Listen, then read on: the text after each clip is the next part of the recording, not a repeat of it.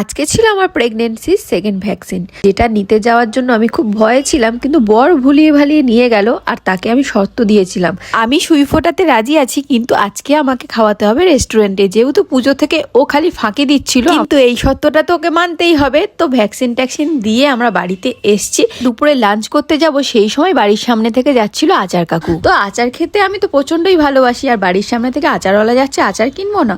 তো এই আচারটা খাচ্ছিলাম, আর আমার স্কুলের লাইফের কথা মনে পড়ছিল। স্কুলের গেটের সামনেও এরকম আচারের দোকান বসতো। তো যাই হোক, সন্ধেটা হলো আর আমি অপেক্ষা করছিলাম কখন যাব।